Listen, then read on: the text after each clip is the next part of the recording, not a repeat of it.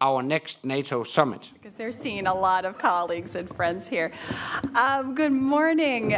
Just for those of you who are joining the second part of our conference, my name is Heather Conley. I'm Senior Fellow and Director here at the Europe program at CSIS. For the last several days, we have brought together an extraordinary group of Europeans and Americans, and we've taken them to beautiful colonial Williamsburg, Virginia, for several days of very focused conversation about the future of Europe and using the American historical experience and the creation of our union, our work in progress. So as we looked at the concept of having Europe become an ever closer union and the elements of that ever closer union, the economic pillar, democracy, leadership, how do you create a more perfect union? And we realize both our unions are not very perfect in many ways, but there's some enduring qualities. And so through the generosity of the Colonial Williamsburg Foundation and the College of William and Mary, CSIS joined and brought these thought leaders together.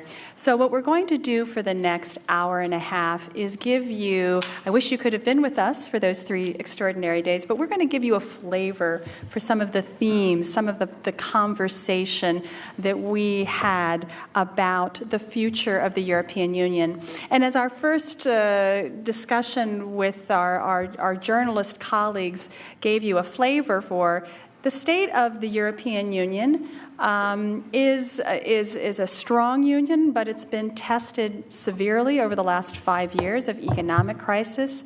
We had our framework for this discussion was, if you think of the European Union as a house that was under half construction of an economic union, and then the crisis thrust upon it. It's been trying to build the house, weather the storm, maybe enlarge the house if we think about Ukraine and expanding European integration, but there are some real challenges before Europe. And for the United States, a strong Europe is absolutely essential. Certainly before the crisis in Ukraine, now more so than ever. And sometimes there's an there is a constant underappreciation in the United States for how Europe is evolving and transforming, but facing some severe headwinds economically, politically, and democratically. So as I said, I've been in my Williamsburg nirvana, and with our journalist colleagues, and you got that sense. Now we have our foreign policy heavy hitters and thought leaders who have really looked at the expanse of transatlantic issues, European issues.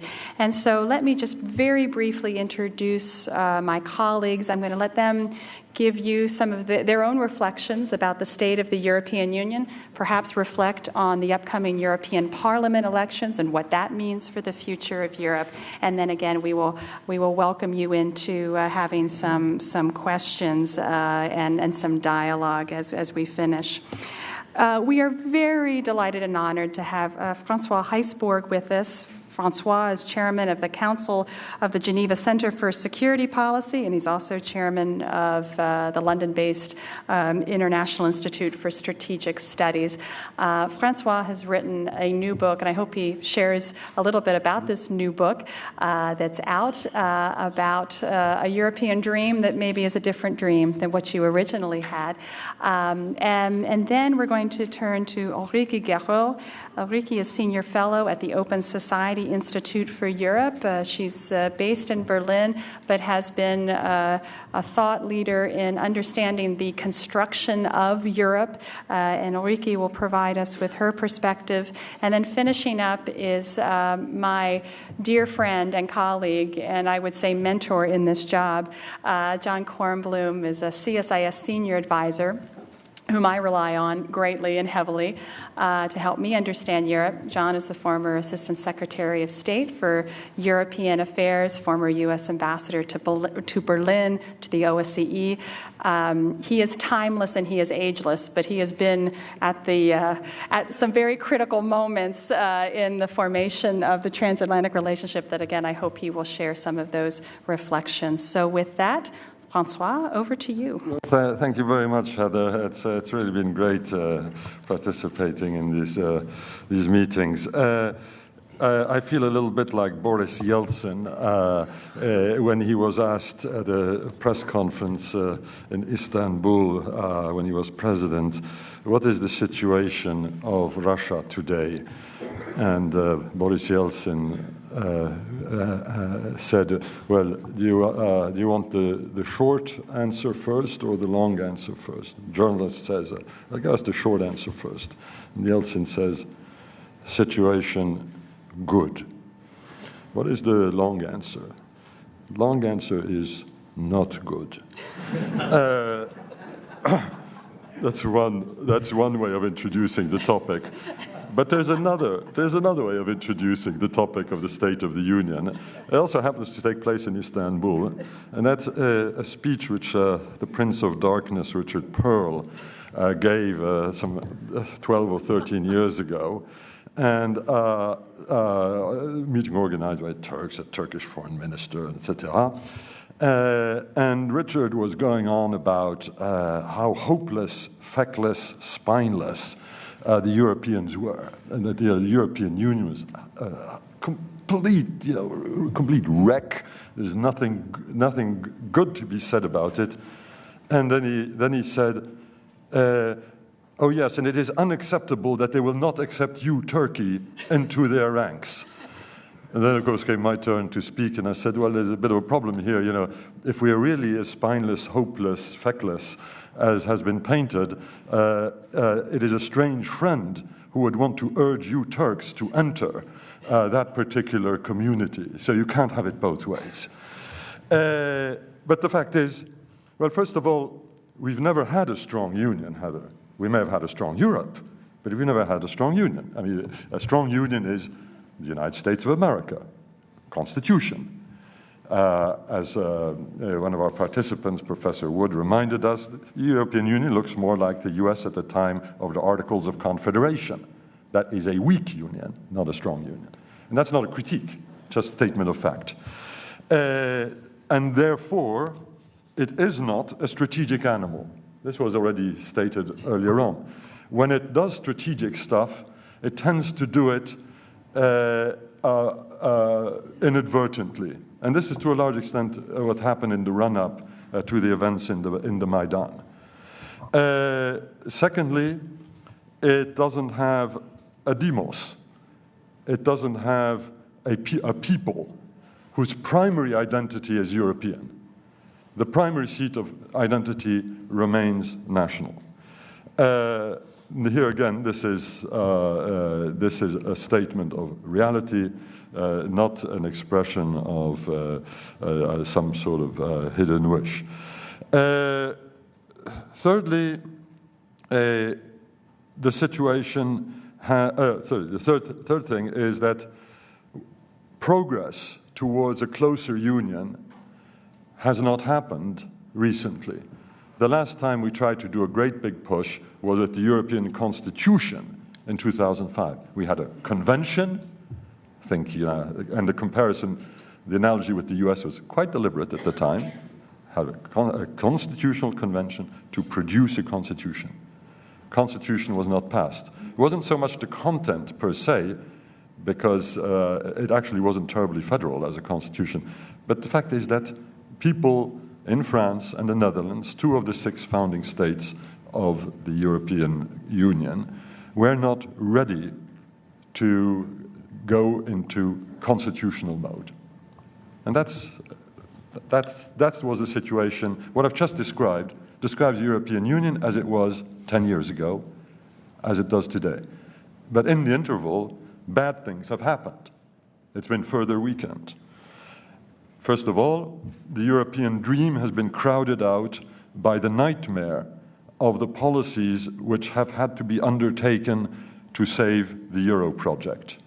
This is what my book is about. That is, I consider it as a real risk that these policies are rebounding not against the Euro per se. People are actually quite happy with the Euro as an instrumentality, but against the European Union, where the trend in the opinion polls over the last, the Pew opinion polls in particular, since the beginning of the crisis, all go in the same direction, in about the same proportions in every country where the poll has been taken, except in the United Kingdom, where the percentages were so low that if they went any lower, they would have struck oil. But everywhere else, it's been downwards. Secondly, we have run out of money, notably for defense. We'll come back to that. Thirdly, we have no growth. That's obviously not good. The last 6 years, Eurozone aggregate, 0% growth. Lost production can be counted in the hundreds of billions of euro, if not up to €1 trillion over that period. That is a lot of money. Relations within the European Union have become worse. We have the North-South divide. We have the cooling of the French-German couple, not to mention the cooling of significant relations between specific members of the European Union and other significant countries. The German-American relationship was talked about. Even worse, the four freedoms, which are really the European Union's DNA, the four freedoms: freedom of movement of people, freedom of movement of goods, freedom of movement of capital, freedom of movement of services. These are being severely challenged within the Union. So all this looks pretty bloody bad. And it looks even worse if we look at where we stood 15 years ago. Because at the time, we had the ambition of going constitutional. We were on the verge of launching the Great Euro project, which was supposed to bring growth, stability, and convergence, which has done exactly the opposite. We were on the verge of launching a European security and defense policy. So when you look back, you step back 15 years and say, oh God, this is awful. But back to Richard Perle in Istanbul, and however, the Union deserves to be defended, and it deserves to not only to live on, but it deserves to progress if and when conditions are politically ready. I'm sure Ulrike, for example, will tell us about how public opinion is actually not as adverse to federal solutions as is sometimes said. But for the moment, politicians know on which side their bread is buttered. They know that if they come up with anything which looks like ever closer union, they will be shot. And so at the current and at the oncoming European elections in the month of May, there is on offer no overt federalist agenda in any political party, in any European country. That is obviously bad. And yet, let's look back again 15 years. The Kantian Garden, Bob Kagan's formula. And Bob Kagan was actually a lot more careful in talking about the Kantian Garden than the title of his book would suggest. In his book itself, he's quite nuanced. That is a fantastic accomplishment. We have defused the sources of conflict and enmity, not simply between the Western countries of the Union, Franco-German reconciliation and all of that, but also between the Eastern members of the Union.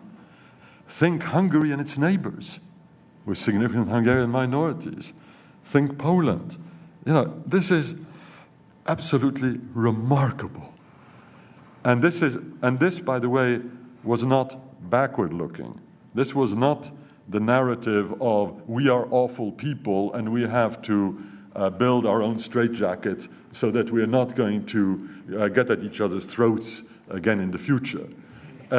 This is actually not the way the pacification of Europe occurred during the last few decades, and notably through the great wave of enlargement which made the European continent whole and free during the last 10 years, the enlargement of 2004.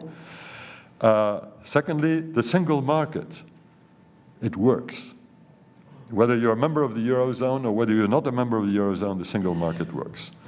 And although I said that the four freedoms were challenged, they may be challenged, but apart from in a non-EU country, which is Switzerland, the challenge has not materialized, I touch wood and hope it won't materialize, in a practical political form yet. So not only is the European Union, does it deserve to live and to prosper, if only if one looks back at the track record of enlargement, but it deserves to enter into step changes in the future, get back to the ever closer union. But that's not going to happen soon. What is going to happen soon? Where do we go next? First, we're going to have the elections in May. That is very interesting. There will be plenty of shocks in the election. The National Front may become the #1 party in what will be essentially a protest vote in France. Ditto with Geert de Wilder's anti-European party in the Netherlands. And UKIP in the UK may well be #2, anti-EU party. But, although this is not going to look good, the fact is that for the first time, we're going to have a European election where people are going to vote as if it were a real election, as if there were real stakes. And that in itself is positive. The extremist parties are awful, but they will have had one virtue, and that is to actually force some sort of discussion of what Europe is about. So that's the first step. Second step, we're going to do the recasting of who does what within the European Union. Commission, High Representative for Foreign Security Affairs, and so on. That casting, hopefully, I immediately add, if you ask me, do I think it will be good? I will say, honestly, doesn't look good for the moment. It still looks as if the next head of the Commission is going to be yet another politician who, having lost an election in his nation, in his own country, or is no longer eligible in his own country, is going to serve as a retread in the Commission. Doesn't look good, but we'll see. I think there are good hopes that we may, now that we have tested and actually seen work, the Office of the High Representative and the External Action Service. And there have been real accomplishments with Kosovo and Serbia reconciling, and the part taken in the Iran nuclear negotiations.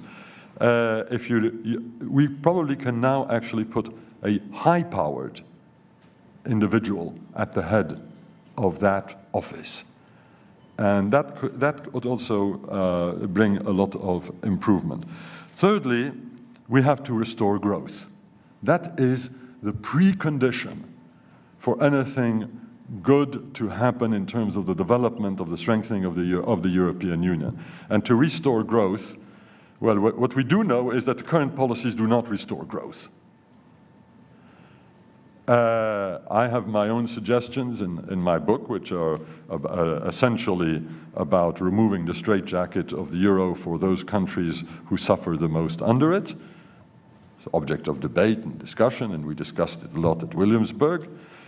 But whatever one may think about the future of the euro, we may have to do something in any case which will look like Abenomics. You know, when people tell me, oh, Italy has a much too high debt to be able to find growth again. Well, Italy has a debt which is, in percentage terms of GDP, 90% lower than that of Japan. Japan is 220. Italy is 135. Anybody who tells me that, therefore, Japan can grow and Italy cannot will not meet with a good reception from me. Now, maybe Abenomics won't work, but it's certainly worth a try. And it certainly looks as if Mr. Renzi in Italy is thinking pretty much along those sorts of lines. So we're not going to get to the sunny uplands, to speak Churchillian mode. We're not going to get to the sunny uplands anytime soon, but there are things that we can do to pull ourselves out of the mire of the last 6 years. There are things that we can do to change our fortunes. Don't count us out. But at the same time, of course, do not expect of the Union to be something that it is not and will not be for a very long time. It is not and will not be a strategic animal. Member states will continue, as is the case for NATO. We all know that NATO is not a strategic animal because, as was pointed out earlier on, it's the member states who decide to do something and do it under the NATO flag. The European Union is pretty much the same. And don't beat up on the Union because it bumbles into strategic mode without realizing what it does. It's simply not equipped to make those sorts of decisions in a deliberate manner. The critique which has been made about the Eastern Partnership as being one of the causes of Putin's pushback in Ukraine 6 months ago, that critique is actually valid in terms of the pushback, but I don't think that one can imagine for 1 second that Mr. Barroso was thinking strategically when he was working on the Eastern Partnership. If I'm wrong, that would mean that Barroso had not only an incredible hidden agenda, but it would also mean that he would have been an entirely reckless individual baiting the Russian bear deliberately without having the means to face him. I don't think he was doing that deliberately, or that he was reckless enough to bait the Russian bear without the means to deal with the Russian bear. No, this was a case where it would have made a lot more sense for the member states to have paid attention to what the institutions of the Union were bumbling into at the time. So this is, in conclusion, one of the tricky aspects of where we are. We are sort of in the middle. We have elements of EU action. The Eastern Partnership was an EU action. And yet, at the same time, the major receptacle and certainly the essential vehicle in strategic terms remain the member states. And it's the combination of those two which can lead to some very tricky decision making. But once again, we may have our problems, but when we look at our achievements, and they have been great, notwithstanding the crisis, I think there is still a lot of fight in the old beast. Thank you very much. Thank you, Francois. Ulrike. Francois, if you are comparing yourself to Yeltsin, then I start with comparing myself probably with Jeanne d'Arc, who was the woman who heard voices, and then I'm hearing voices about a fully united European Union and sometime soon, and then I'm put into male inquisition of the Catholic Church, who basically got it wrong in history, because Jeanne d'Arc was bringing the French king to coronation and was ending the 100 Years' Wars, if I'm not mistaken. So I think I'm not telling you the story that the EU or the Eurozone in this existing situation is fine or doesn't have any flaws or problems or so. The thing is that the very interesting discussion that CSIS offered us to have for 3 days with many American counterparts, I guess the thing is, and to give you that one, that in terms of analysis, we are all on the same analysis. We know we knew that the euro was a political story. We know that it has flaws on the monetary side. We knew that the institutions are lacking behind. We knew that we didn't do what we did in all these, deepening, widening exercises we had from Maastricht Treaty to Amsterdam to Nice to Lisbon and so on and so forth. We know this. We also know that the European euro crisis had a biggest biggest disaster in our economies, that basically everybody used the floors in its own way, that the Germans did an export party and the South had a spending party, and that we were basically dramatically lacking a European executive which could have done the same sort of sharp cuts like the US government did on the banks and so on and so forth. So we know this. Yeah? So in these discussions where we are always forced, and I do no longer accept this framing, sort of less Europe, more Europe, and then Francois is on the less side and I'm pretendingly on the more side. No, I'm not standing here to say you that I defend more of that same Europe. We know that this is a Europe that does not function, that doesn't fulfill basic needs of social Europe, which is not able to convey the citizens' vote to what people really want, that this is a techno structure in which politics doesn't play off, in which the parliament is refrained, and so on and so on. So I'm not giving you that discourse, yeah, in that respect. But what I give you is then if you look at sort of the solutions and where we actually do divide, where I divide with Francois, where I potentially divide a little bit, but less, I think, with John and with the Brits that we have who give that lecture on the future as the nation state and so, where I honestly do divide is not on the analysis, but on what comes next. And here I am with Sisyphus, which is you roll the stone, it comes down, you roll the stone, it comes down, you roll the stone, it comes down. Yeah. Now it's awfully coming down, that European stone. We roll it up again, probably in a different way, just because history is always forward, not backwards, and looking backwards is Sodom and Gomorrah. And so it's not an option for me. And I tell you what, the moment the Eurozone should explode, or you exit the Greeks, or you exit the Italians, of what I think will never happen on purpose. You will not see a European Council where Merkel and Hollande and Renzi sit down and say, look, this euro was really bad and it did this and that, and therefore now we close the shop, we close the banks for 2 weeks, and then let's get national currencies. It will not happen.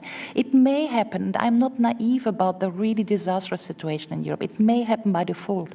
It may happen because we do not know an unknown risk, because we do not know how Ukraine will impact on our capacity to deal with it or whatever. Yeah. So it may happen by default, as everything in history happens by default. And the moment that should happen, what I'm not wishing for, is the moment, the day after of default, in which then the real question is who picks the agenda. Is then the agenda going back to national sort of scenarios, or do we have then smart people out there who say, okay, shit enough, the stall is coming back and it's now there, and then we hopefully have enough smart people, and I'm betting we do have enough smart people there, who will say, look, let's do Europe again. Needs to be different, where the learning curve cannot be in the way we shaped it last time. We have a learning curve, we know what we know to do better, and now go on again. And I tell you what, we had Wolfgang Müncher and other people on this panel, where basically if you do all these scenario buildings, what you come up with is that's probably likely to happen. The moment it should explode or implode, you will probably see the Eurozone countries not giving up the euro, most of them. You will probably hopefully have Poland joining, and then the question comes down to whether you exit Greece or Italy, and then you think like, yes, that's a lot of work for not much, because it's still expensive to exit this country, so why shouldn't you give them a debt memorandum? I mean, if you really do these scenario buildings, you quickly come up to a situation where it will all be starting again, unless we are in a situation of completely uncontrolled. So, and that's why I stand here. And I'm completely aware of the fact that we're in a catch-22, and the catch-22 is that the current system cannot deliver the solutions we need. That is the catch-22 we are in, because we are path-dependently only doing reforms at the margins, and these reforms at the margins are either ridiculous or do not help or do not improve the situation. And that is basically, again, the catch-22 situation we are in, which is, while in an Hegelian sense, moving the whole system from synthesis to a new thesis would just be it, and probably you need at some point some systemic breakdown, which may appear, but you do not work for it. It's basically coming by default. I give you this one, I happen to print a little postcard, which basically most people like, and on it it's written, the European Republic is under construction. That's just a joke, but I place this in the internet, and what I get is lots of European citizens which are happy to find this, because it's not a blue flag which basically pushes everything down, but it's just a thing of ownership, and we, the European people, and we, the European citizens, which is, Platon, Aristoteles, European res publica, which is the public good that we do need to organize together, because the real country in brackets we are living in since long is called Euroland, and not France, and not Germany, and not the Netherlands. It's Euroland, on which we we need to build a different kind of democracy. And you may say I'm Jeanne d'Arc and I'm hearing these voices and I'm completely lunatic, and that's basically what the Catholic Church did with Jeanne d'Arc. But if you want to have it more sort of rational, there is a very current opinion poll, which I can send to you if you send me an email, and which basically exit the Swedens and the UK, which has a pretty lunatic discussion on Europe, by the way, exit Sweden and the UK, you get a more than 50% average of European people for either status quo or more integration or even federation. Even in Hungary, you have 23% of people who actually want the European Federation of Europe. In Germany, you have 25. Even in France, it's 21. Yeah. So, and then you add those who are for deep integration to those who are at least for the status quo. You have a 50% average and more of most European citizens who want this. So, why? And Francois is right. This is not in the party programs of most parties. But why is this not articulating?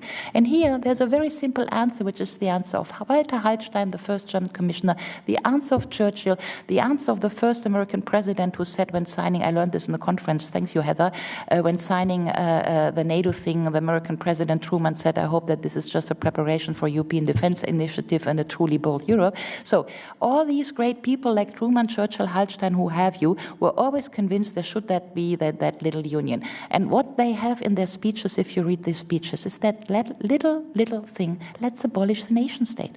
The nation state, and I don't give you that excuse, but I can do hours of teaching on this. If there's one big flaw in how the European system actually works, is the nation state and is the council, is these overnight sessions where you have Hollande and Merkozy and whoever talking, and then you have a solution and crash down this solution. It's opaque, it's not transparent, citizens cannot voice, and so on and so forth. So there is a very tricky, and I don't go into details, but look at current EU politics. 1.3 million citizens signed up for that water initiative, which means that water should not be privatized, right? What is the council doing? The council is sucking this in because it's not pleasing.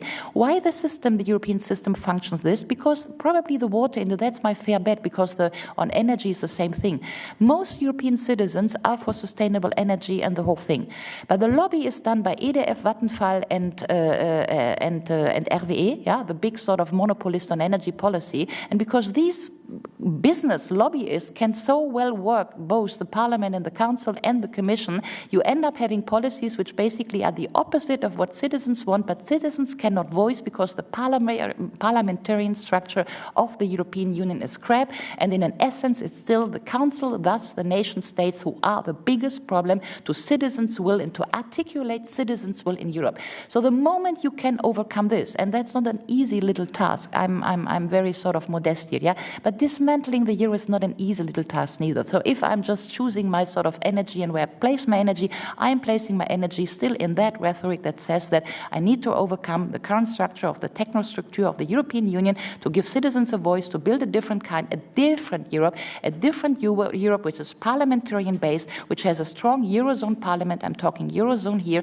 So I build a strong executive which would merge national MPs with MEPs, so the European legislative body with the national bodies. I get a cross legitimacy and have a strong legislative that controls a strong executive within the Eurozone. And that I get something that I could call a European democracy, which is built on Montesquieu division of power, rather than having a European Parliament which has no right for initiative, which has no control of the budget, and which needs to spend all its energy to fight against the Council, to get the shitty, lobby-driven decisions of the Council and to wipe them over. This is the mechanics of the European Union. And I will spend the rest energy I have for my 20 next professional lives to get that system towards a full-fledged European democracy. And this is the figure that helps me, because I know that I have more than 50% of European people behind me. Thank you very much. All right. And you could understand why we were having a lot of fun in Williamsburg. Okay, John, from an American perspective, put this into some perspective for us. Thank you. Thank you, Heather. Well, I think my job here is, in fact, to translate all that into American English. Great. Because there was a lot of truth in there, but I'm not sure how much of it came out to you. America and Europe, in whatever shape either has been, have been at odds with each other since the early 17th century. The Europeans resented that we were formed, at least the intellectuals did. There's an immense amount of literature about how the intellectuals said this new America can't succeed.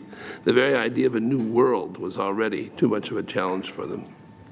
And this kind of friendly back and forth has gone on for 400 years, and it will continue to go on because we are of the same cultural roots, as we always say, but the implications of what we have done with these cultural roots are the source of this dialogue that we're in.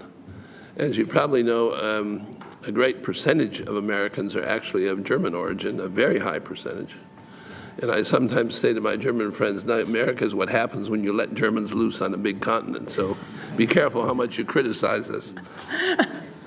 But this misunderstanding was carried on or deepened in a way after World War II. Because after World War II, the Europeans were, shall we say, in a bit of a psychological low point, and the Americans were at a very psychological high point. And so the recipe for Europe was, what else could it be? The United States of Europe. There's only one good form of government, as we know, and that's the United States. So they should have been the United States of Europe. And I believe that this misunderstanding, which started then, has carried us to this day. The basic understanding is that in order to overcome the tragedies of the 20th century, to become modern, productive, democratic, etc., Europe somehow had to replicate the institutions of the United States. And Francois pointed that out. There was even a constitutional convention here a few years ago. The fact is that the institutions of the United States, as we know, were set up for a very specific situation over 200 years ago. And they don't really have a lot of relevance either to the geographic and historical situation of Europe or the mentality of Europeans. American institutions were set up to stimulate controversy and even confrontation among the various branches of government. They were done on purpose that way. Europeans like consensus. They like discussion, dialogue, agreement, and consensus. And so the job of adapting what post-war Europe became, which is something extremely positive and good, to this vision of a federal state sort of somehow modeled on the United States has been very difficult, and as both of my previous speakers said, not totally successful. The first push towards this was, we know Winston Churchill talked about the United States of Europe already in 1946, but then maybe not too many of you remember that the entire administration of the Marshall Plan was done on the basis of an organization called the OEEC, which later was the OECD, whose job it was to come up with a common European economic project for the future. This was an American requirement for giving the money. In 1949, when Harry Truman signed the NATO treaty in the White House here, he made a statement, which you can read in any archive, when he said, "I'm signing this treaty on the understanding that the United States is committing itself to European defense as a basis for the establishment of a European Union of States. In other words, be us and we'll defend you." And then the misunderstandings continued. And the result, after all, has been one of the most successful, most democratic, most prosperous bits of international cooperation in all of history. If you look at what Europe was in 1945, look what the American view of the world was in 1945, and compare it to today, you can only say it's been an amazing, wonderful success, and we should all be thrilled by it. The problem is that, as we know, history never stands still. And so the mentality and the institutions which led to this success are now very much under strain. The United States is having a very hard time adjusting to whatever we want to call it, a multipolar world or a multi-centered world, whatever the world is. We're just having a lot of trouble dealing with it. Our reaction has been to go out and find enemies and shoot them dead so they won't bother us anymore. But that's not going to work. And what we have done is given up the constant management together with our European friends of this continent, Europe, which in reality is only 25 years into its recovery from probably the worst series of wars that the continent had experienced in a long time. And as they sometimes call it a near-death experience in 1945. The idea that all this was solved with the fall of the Soviet Union is probably one of the biggest illusions which anyone ever had. As we see now, as Mr. Putin has warned us, showed us, the putting together of the European project is going to be another half century at least. And it will not work unless the United States plays its role and the Europeans play their roles, but do it on a basis of what the world is now today and not of 1945, and that is a bit our problem. The previous group, a couple of them said, Roger said, and I think, I don't know if Gideon did or not, but that U.S.-European relations are at one of their low points. Well, if you analyze it according to 1945, you might argue that. But I have three numbers which I wrote down, which describe a different kind of relationship. The numbers are 40,000, 60,000, 90,000. Those are respectively the number of French, British, and German engineers and information technology specialists who work in California. The Atlantic is being unified more rapidly than any of us know at various levels. The trouble is that governments aren't playing much of a role in this, and when they do, they tend to mess it up, like in the NSA scandal. And so it's very hard for everyone, and I include myself very much in that group of everyone, to try and get a handle on what's really happening. The Articles of Confederation example is probably good, because what Ulrike in particular said, but Francois suggested also, the requirements of the 21st century cannot be met by the structures of the European Union. They can hardly be met maybe by the structures of the United States government, but we're a little bit more flexible.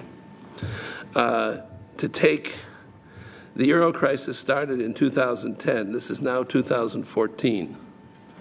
And to the outside observer, again, Europeans would state this isn't true, but to the outside observer, it looks like about what has happened since 2010 is several dozen, maybe several hundred meetings, each which came out with a communique which said there's going to be another meeting to take another step towards a solution which has not yet been described. Now, again, the Europeans would say that's a stupid American way of looking at it, but that's the way we see it. It took us about 6 months in the fall of 2008 and the spring of 2009 to come up with a program to deal with the fall of the Lehman Bank and all the unbelievable, horrible consequences which came out of the mortgage problems. It took us about 6 months. And so far, after that, our economy has been on a generally positive upward track. And I don't have the figures in my head, but we're growing 2.5%, 3.5%, something like that. In Germany, the press trumpets success if they make it over 1% of growth. And Francois said it very clearly, the consequences of what's going on. The structure simply won't work anymore. That's the real story.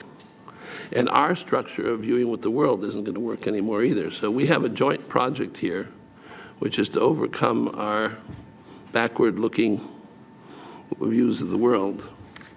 I found this quote from Mr. Steinmeier, who's the German foreign minister, as you all know, which illustrates what I'm talking about.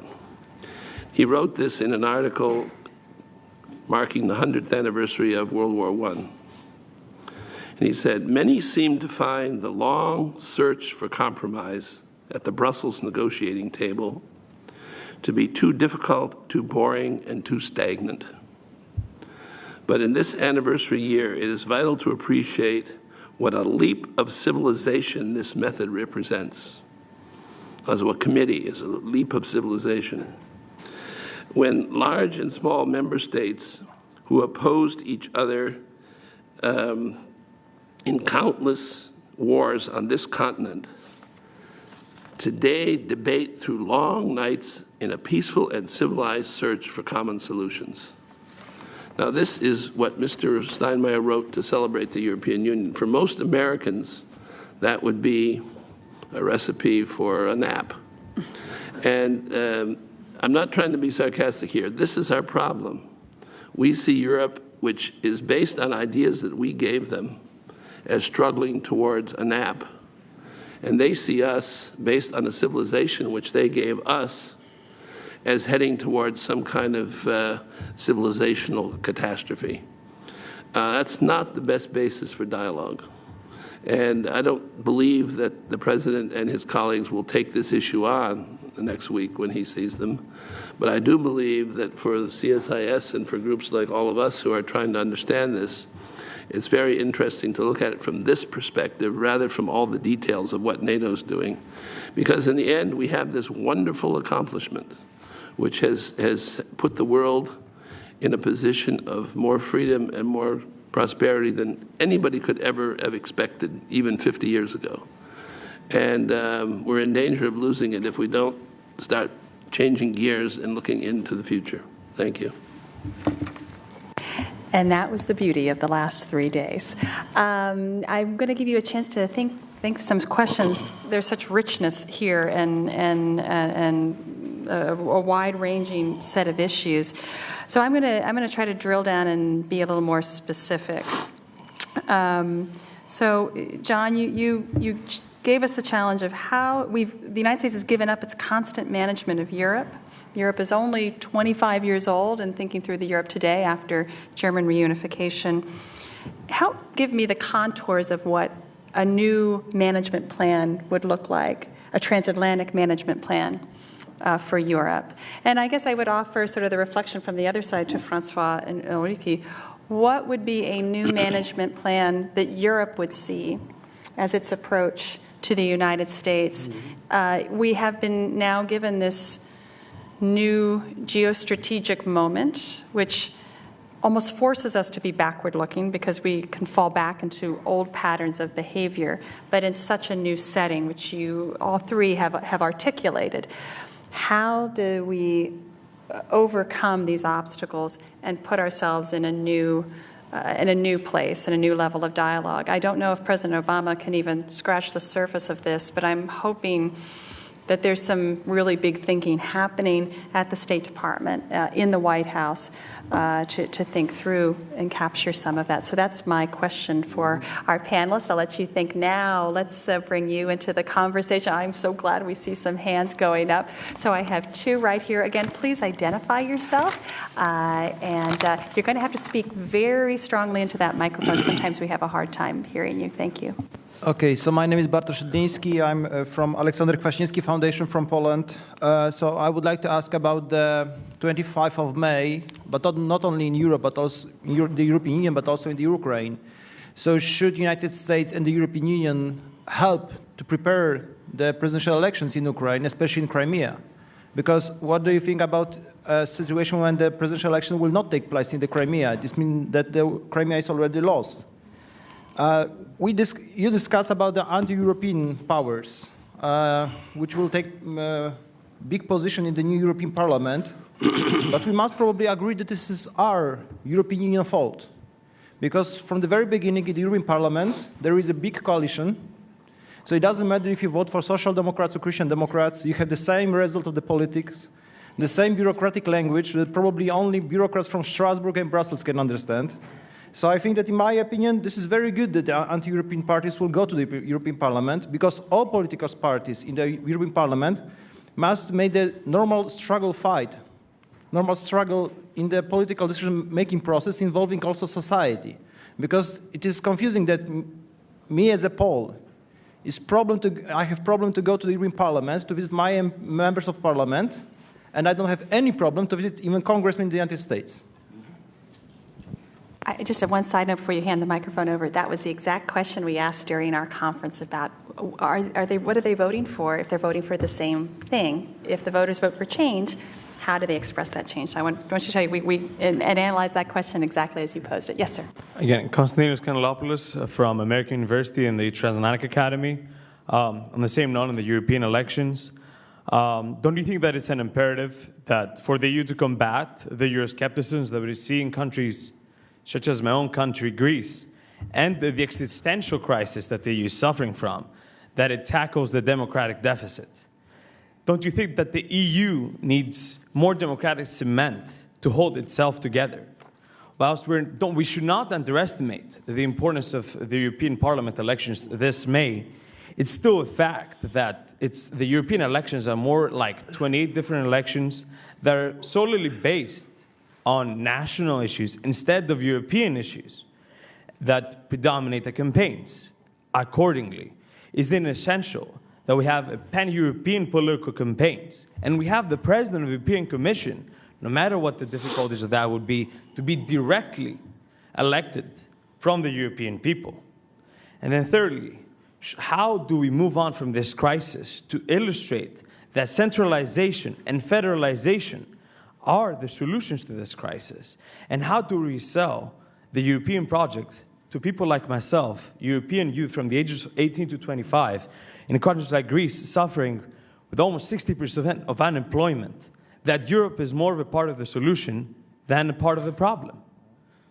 Thank you. Wonderful. Do we have a question right in the back, please? Hello, I'm Mike Dorning with Bloomberg News. I'm curious what the panelists, particularly the former Assistant Secretary of State, think that President Obama can get done in terms of a response to the Ukrainian, the challenge of Russia and Ukraine and Crimea. Where do the European interests and the American interests diverge, and what's the path this week to shaping a cohesive response, or can there really be one? Well, why don't we take those several questions, and we can just go in original order. And I want to pose a question. Wolfgang Munchau was with us from Your Intelligence. If you don't mind, when we're done answering questions, I'd like to turn the microphone to you, and if you don't mind offering some reflections on the decision that came out this morning on banking union. I want to give you time to not surprise you. If you don't mind doing that, I'll introduce you formally then. Actually, there are three questions, including your own, which are highly converging, because you cannot answer the question about US-EU relations without raising the issue of the big crisis which we have just entered into, and which is a game-changing crisis. We will have to consider in the future Vladimir Putin's Russia as being an antagonist power. I don't call this new Cold War because with the ideological component, as is often noted, is not there. But certainly Russia is determined to play by rules which are no longer those which it had been adhering to, at least giving lip service to over the last few years. Annexation of other people's territory is now considered as kosher conduct by Russia. And that is something which is at 180 degrees from the European vision and from the American vision. So this is the crisis which forces us to act together, and it is the crisis which will give the biggest content to our relations. So how do we deal with that in a US-EU framework? At several levels. The first one, of course, is to help Ukraine and its government in Kiev to become functional economically and politically. The emergency financial and economic package with a key role for the IMF, but also, of course, for the European Union. If that government, after the elections on the 25th of May, cannot get itself into a somewhat better order than the governments we have seen in Ukraine since independence 22 years ago, it is going to become very, very difficult. And we may not have much time, and the folks in Kiev may not have much time to get their act together, given some of the indications which have been coming out from the White House over the last few minutes about worries about Russian troop movements around the east and the south of the Ukraine.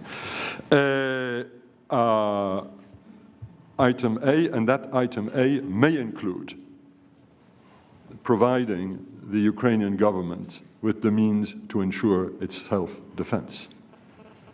Not simply meals ready to eat, as somebody said earlier this morning here in this room, but we are going to have to think very hard in Europe, in the US, as to how we're going to respond to the legitimate Ukrainian government legitimate request to have the wherewithal to defend itself. B, item B, US and Europe together in order to limit their vulnerability vis-à-vis Russia. And that means two things. One, energy. You have on the table in the States the issue of, are you going to export hydrocarbons or not? And the Europeans have on their table, are we going to stop our silliness about shutting down existing sources of production of energy, nuclear energy in Germany, and preventing ourselves from exploring new sources of energy like unconventional gas. This, I understand, will be a significant element of the EU-US summit.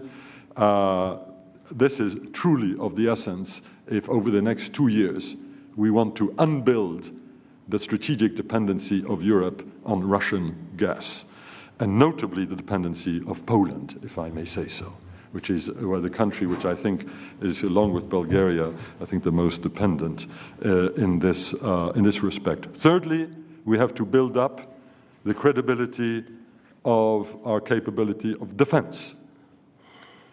Article 5 is of the essence. It would be nice to have our heads of state and government say that together and not wait for the summit, NATO summit next May, to do that, because events are going to go much more quickly than that. And there are, as everybody knows, more Russian speakers in Latvia, proportionate to the population, than there are in the eastern Ukraine.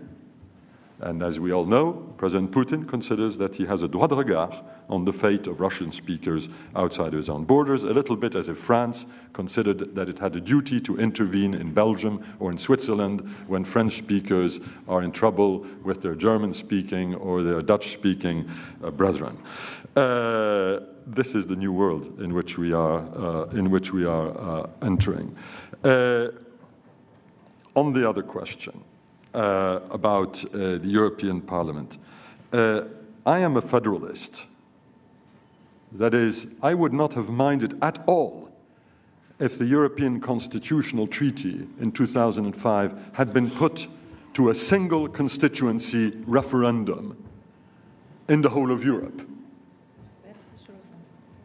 That is a test of whether you're a federalist or not. Are you ready to contemplate that? Are you ready to contemplate the creation of the European demos? Our countries were not ready to do that at the time. They didn't. I think it was a mistake. But this is the test. There is no European demos. There is no European people, in the sense that you are French people or an American people, at least not today. And therefore, you do not have bona fide political parties in the European Parliament. Not in the sense that you have political parties at the national level. That is not, unfortunately, going to change anytime soon. And why? Because, well, you have in a number of European countries youth unemployment which has exceeded 50%. 50% youth unemployment in Spain, and more than 50% in Greece and Spain. Countries where you have unemployment levels which are highly above 15%, 28% in Greece, 25% in Spain, etc., etc. Now you're going to tell those people Given the fantastic track record of our European institutions and of our national governments since 2007, we're going to give even more power to the folks in the European institutions. I have not yet met a politician who is ready to step on the soapbox and say something of that sort, because of course that person would not stay on the soapbox for very long. Soapbox would be removed from under the feet quite quickly, which is why I am an Augustinian federalist. Lord, give me chastity, but not straight away. But in this case, it's the Lord who is the problem, and not St. Augustine. Well, I'm going to concentrate only on the youth questions on democracy. I think that's precisely what I said. I mean, I'm not against the anti-European parties. I can perfectly understand them, right? If you don't have reversibility in the system and you don't have sort of structured opposition in the system and you have basically no choice, then always get the same policy. You can vote who you want, but you can't change the policy, which is what we did in Greece, which is basically we were preventing a referendum. Then the only choice you have, if you're not happy, you go anti-system opposition. And that's what Marine Le Pen does and AfD does, Alternative für Deutschland. This is what Syriza does, and so on and so forth. So yes. But what does it tell us? And here we need to be careful. Yeah. It does not necessarily mean, and then you go back to polling, that people are anti-European, nor are they in average anti-Euro. But what they do want is opposition and reversibility within the system, and that comes precisely back to what I said, which is a parliamentarian, full-fledged structure, legislative controlling an executive body, which is Montesquieu division of power and not a nasty, intransparent, opaque council driven not only by national interest, but even worth by lobby interest of national countries. Yeah, and this is what gets European Union really wrong. So now you go down. The AfD is basically in a state of dismantlement because they're hijacked by fascistic sort of tendencies, and luckily so in a way. Beppe Grillo is going down because Renzi is the alternative. Beppe Grillo was never really populist, but really anti-establishment. And now that you have a smart 39-year-old anti-establishment alternative to Beppe Grillo, hopes are that in Italy it comes down. If I may, you give that little footnote. The Italian movement for European Union picked up my little republic idea and just sent a week ago a letter to Renzi for European Republic of Europe. So this is already in the lap of Renzi, and perhaps we have the young European 39-year-old leader that we are all waiting for there, and the name of the European leader is not Merkel nor Hollande or whatever. So you go down. I think Wilders is a real problem. The Dutch are a problem. They're not a problem on the euro. The Dutch are actually pretty happy with the euro, but they are unhappy with this migration thing, and it's unfortunate that this True Finns is, if you look at sociology, is a very old sort of old white men over 60 losing their legacy sort of party in terms of sociology. If I may say this is pretty true for most of the sociologies of right-wing parties, which is, to be very blunt and sorry, but it's more or less male, old, and losing legacy parties. And so what I want to point to is, if we want that thing happen, which is parliamentarization of the system, so what I'm building strongly on is just generational shift of the whole discussion. The whole European discourse is completely dominated.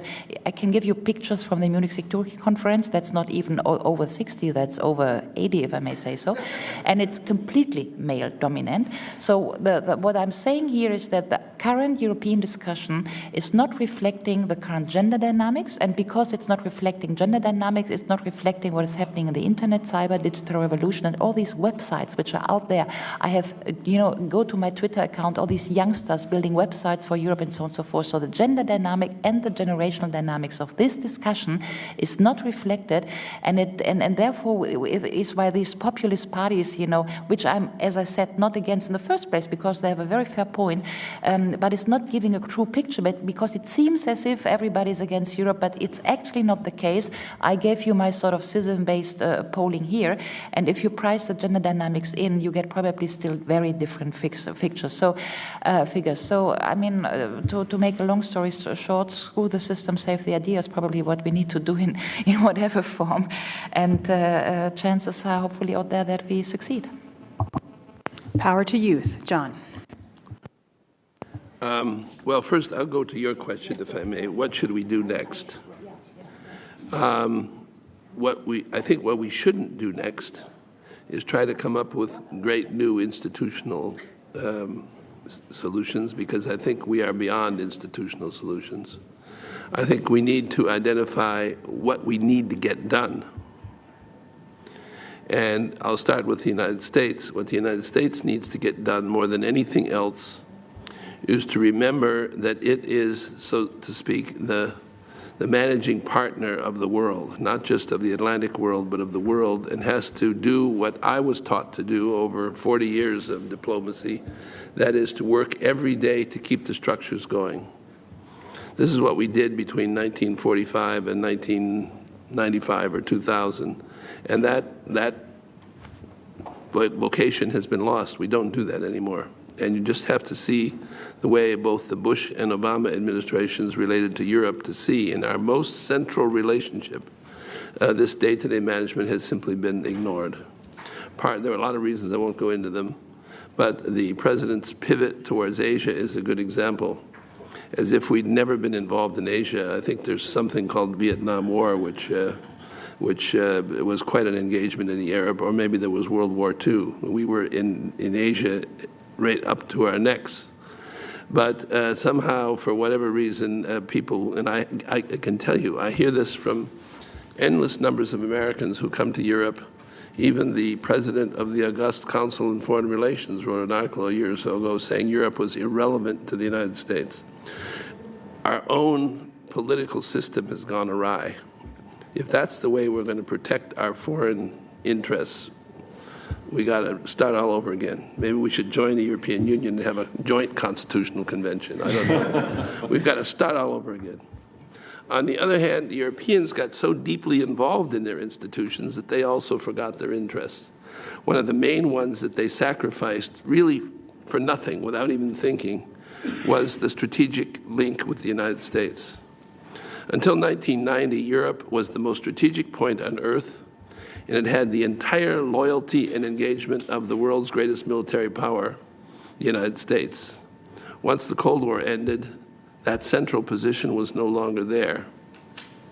What did the Europeans do? Instead of coming and trying to work out a new strategic relationship with the United States, they decided they were going to go into their own clubhouse, the European Union, and build up something which is now called the current foreign and security policy, which is neither foreign nor is security nor is it a policy, but it had the effect of breaking the link with the United States. And I can say, I'm not involved in it anymore, but I certainly have enough contact, that link is now gone. The United States does not see its strategic interests as being involved in Europe. Maybe Mr. Putin has reinstated it for us, but up until recently it was gone. On other points, and that's what I would do, I would start talking about common agendas. Whether the heads of government do it, whether we need a wise man's commission. We had a wise man's commission after the Berlin Wall went up called the Harmel Commission, which actually devised détente policy and actually took us towards the end of the Cold War. So wise men's commissions do work sometimes. Whatever it is, we need to have an agenda. We need to know what we're talking about.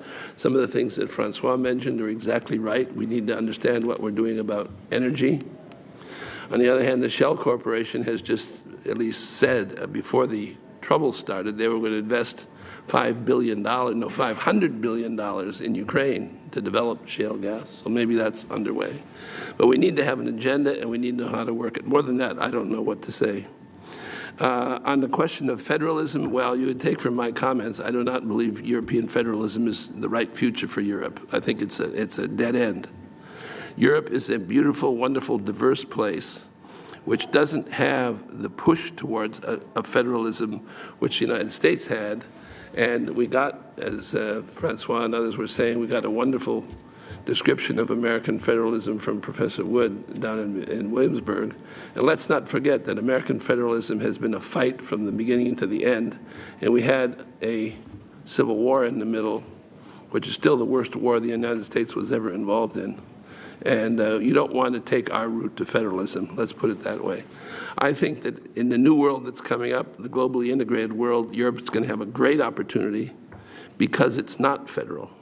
because these individual states can, in fact, work together on a different level, but it's going to take a while. As I said, I apologize. We sold you all of our institutions, and you shouldn't have bought them, but there you go.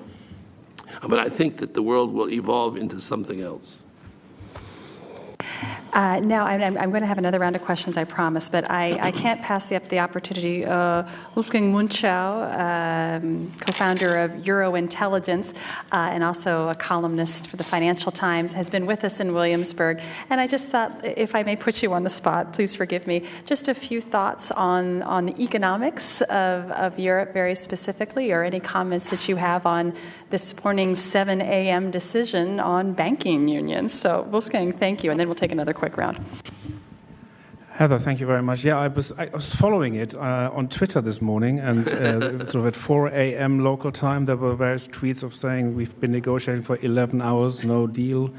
Then I got the 14-hour tweet, no deal, and then suddenly, sort of after 16 or 17 hours, they finally got a deal. It's in many respects a very European deal. Just for your background, the issue is the European equivalent of a federal deposit and insurance corporation to backstop the banking sector. In the way the Europeans do these things, first the ministers agreed it. They did this in December, so if you thought you saw that headline before, banking union agreed, that happened in December, but in Europe these things have to be agreed twice.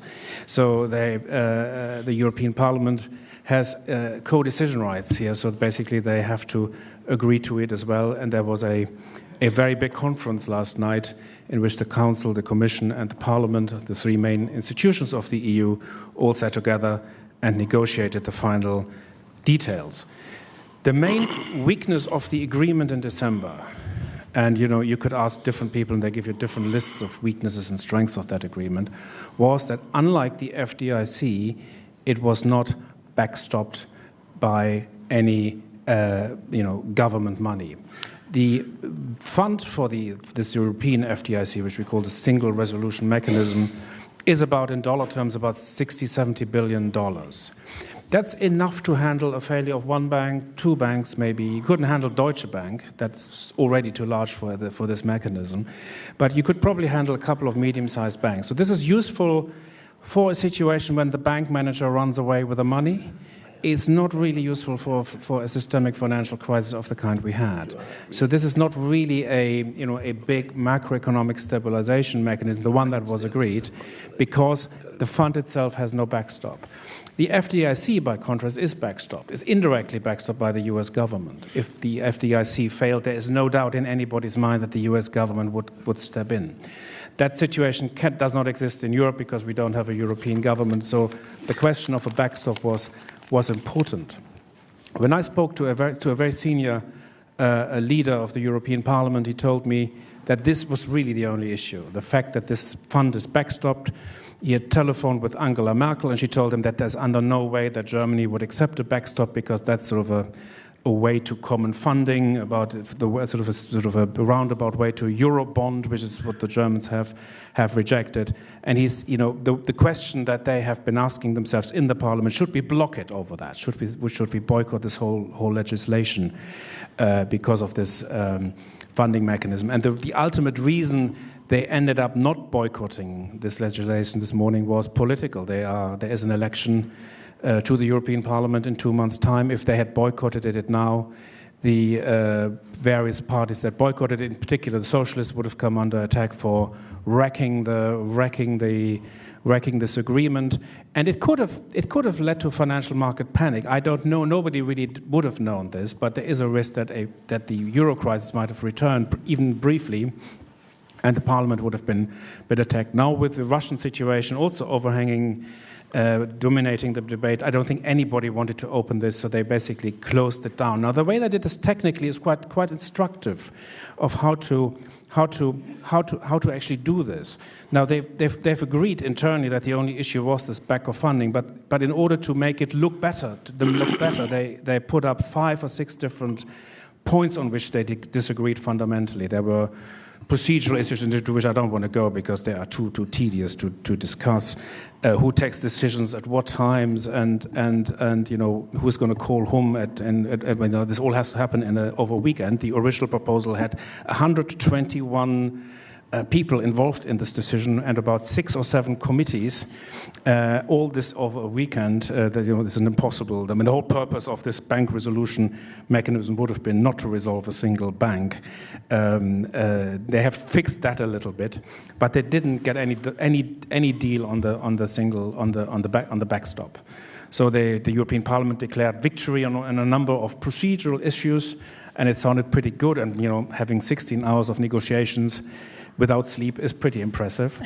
But in substance, this is the minister's proposal in essence. Wolfgang Schäuble, the German finance minister, he was woken up at 6 o'clock in the morning. He'd been really tough in these negotiations, and he had no problems agreeing to that agreement, to that deal. It wasn't, the small concessions that they made.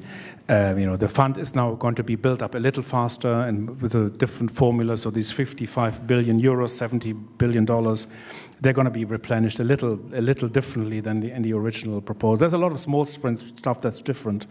But ultimately, this is the same old weak bank resolution mechanism. It may eventually, this is what I'm going to close here, eventually we will have a banking union in the EU. My guess is it will be about 20 to 30 years from now.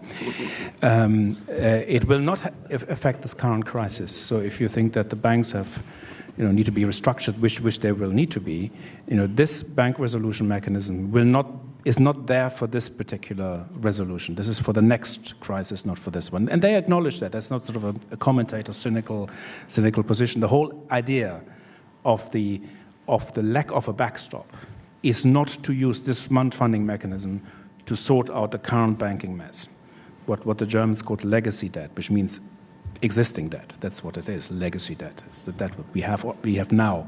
This is about the debt we're going to have in the next crisis. So, it's in that sense of a rather theoretical procedure. It's a structural response to a very cyclical problem. You heard it here first, guys. That was a great explanation. Well, thank you. I'm going to have you pass the microphone right behind you. Mike, you have literally 10 seconds, and you get to pick These last two comments have raised a fundamental question. How can you have a common currency without a federal government? The U.S. has the national treasury to move money from New York to Alabama. Nothing like that exists in Europe. You have a weak central bank. You're now talking about a weak FDIC 20 years from now. How does this common currency keep going without these kind of props? Francois, I'm going to have you. Yeah, I'll go very quickly. I mean, you've put your finger on the sorest of the points, and quite rightly so. This currency was fated not to work, and when a storm occurred in 2007, 2008, it very rapidly demonstrated that it did not work, at least not to accomplish what it was supposed to accomplish, that is stability. Instead of stability, we've had the great divergence of interest rates with Greece at 75%, I think, at one stage, and Germany at 1.5%. It certainly did not help promote growth. Rather the opposite. Some of the Eurozone countries have witnessed the longest recession industrialized countries have ever been through in peacetime, including the Great Depression, by the way. 6 years without any growth is, it takes a certain talent to do that, and that is what we got with the euro. Now, Mario Draghi has bought us some time. The currency is not going to explode all of a sudden, the way it nearly exploded several times in 2010, 2011, 2012, early 2013. We may have several years in front of us in order to try to set things right. Now, here's where there are great differences of opinion. I believe, like you, that only a federal solution could actually allow the euro to operate in what would then be an optimal currency area. But since federalism is not going to be on offer any sooner than the banking union, which Wolfgang Münchau has promised us for some time, when I will no longer be in a position to ask myself questions about chastity, 20 to 30 years, I think you said. Therefore, the euro is going to have to go, and there are several ways in which you can try to do that. I offer one. Wolfgang has another, by the way, which he can talk about if you want to. And others consider that we can continue to do what is called muddling through, but which really is muddling down. That is, while the rest of the world will continue to grow, Europe will continue to grow much less than it could be growing. I want to, Ulrike, I'm so sorry, we are so past time, but come up and see Ulrike. She's got some really good ideas. I want to, first of all, thank our three panelists. That was a fabulous discussion, and again, it demonstrates that we need thought leaders to help us through this important period. I thank you so much. We're going to re-send out to you. We had two incredible live webcasts of two events in Williamsburg, a live debate between Jörg Asmussen, the Deputy Minister of Labour in the German government in his private capacity, and Liam Fox, former British Defence Minister, on for and against the proposition of the United States of Europe. And Roger Cohen moderated. It's worth the watch, as well as an economics discussion, which featured Wolfgang. We will send those out to you. They were important bits from Williamsburg. Again, our great gratitude to the Colonial Williamsburg Foundation, the College of William and Mary, and our participants who made a fantastic conversation about the future of Europe, in some ways the future of the West, as we watch the events in Crimea take place and in Ukraine. I thank you all for joining us. Have a great day and come back to CSIS soon. Thank you.